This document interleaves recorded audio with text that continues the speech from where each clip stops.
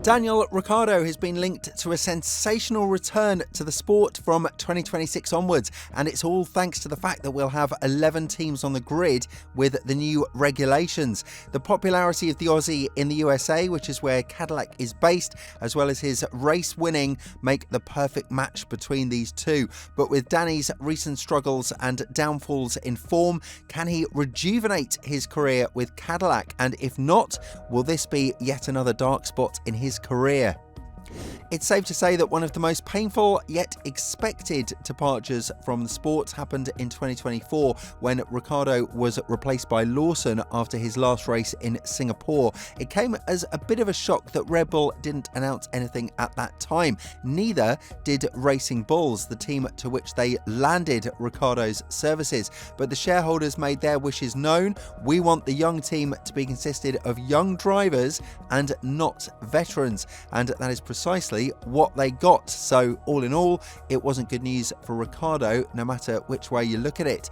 But now that he's enjoying retirement, Ricciardo knows that in this fast-paced world, anything can change in an instant, and a situation has arisen in which he might be in a competition to return to Formula One sooner rather than later, and that would be 2026. The entrance of Cadillac is changing everything on the horizon, and even though their intention is to sign at least one American driver, with the leading candidate being Colton Herta, the other one would be an experienced competitor with race-winning experience.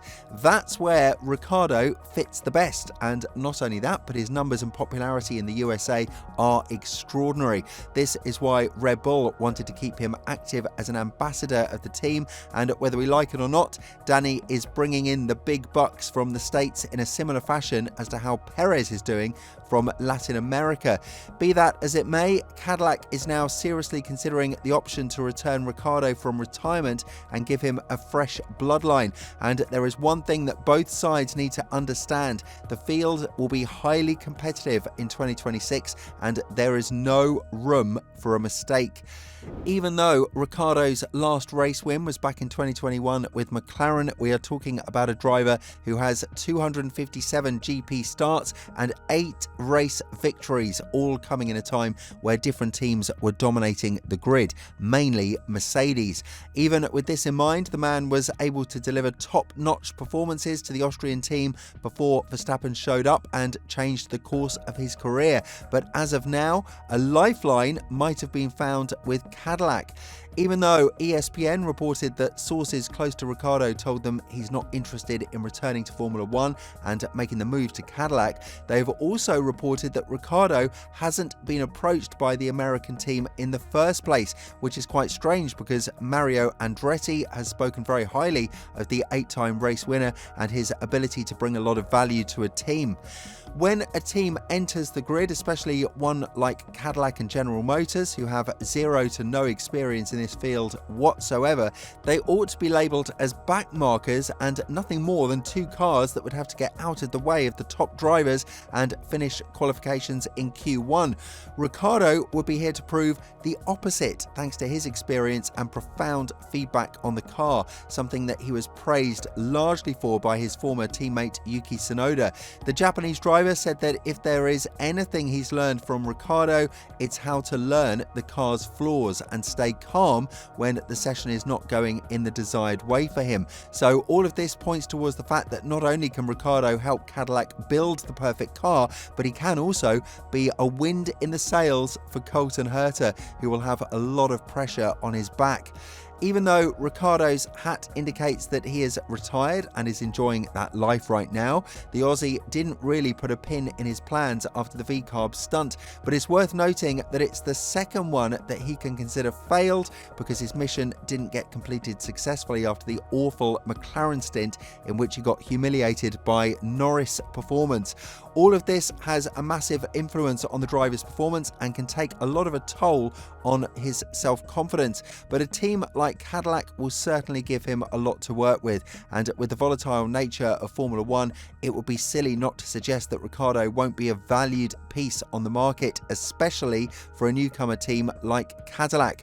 If we are to look at the pattern that Audi has created and followed, it does look like the American-based squad ought to do the same. Sign one rookie driver for their long-term plans and sign a veteran who would help them in putting the team in the right direction, which is likely going to take at least 3 years, similar to how long it took Mercedes back in 2010 when they rejoined the sport. Of course, Cadillac will have their own engine program from 2028 onwards that should help them with pushing through the grid and maybe even fighting for a championship.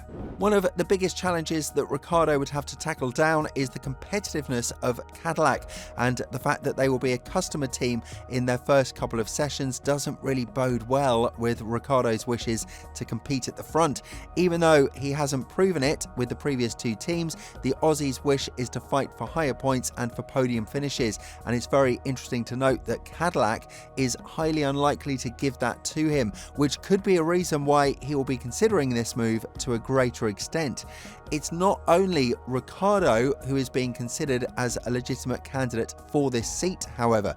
Even though many have doubted the abilities of Zhou to deliver top-notch results, rightfully so, after his miserable stint with Sauber, we must also remind you of one fact: he is one of the few rookies to score points in his first race ever. On top of that, Sauber didn't really give him and Bottas the car to fight with, even though the deficit to his teammate was quite visible and was the biggest one on the grid in terms of qualifying and race pace.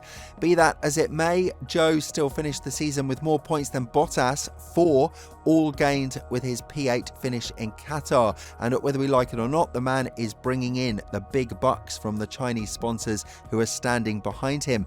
At the end of the day, everything revolves around the money factor here, and Zhou is definitely proving that he is one of the most important pillars to a stable economic situation for a team, regardless of whether or not he is a full-time or reserve driver for them, a role that Ferrari would have wanted to secure for 2025. And there is a situation that needs to be mentioned here that adds a lot of value to Zhou being linked to Cadillac. The man who is set to become the team principal of the American squad, Graham Loden, is also part of the management team of Zhou. It would be a massive boost to return the Chinese driver to the grid, because he will definitely be promised a hefty sum of money if he pulls it off. And believe me when I say this, he will have one hell of a job to convince General Motors that there is another version of Zhou that we don't know about, and one with which they might be in the point scoring positions more frequently than not, given the fact that the team is more or less locked in for Colton Herta. What doesn't bode well for Herta, the man who is supposed to be certain for the seat, is the fact that he is yet to obtain his super license before being eligible to race in Formula 1. So as of now, the Chinese driver has a little bit of an edge, at least for the first year of Andretti.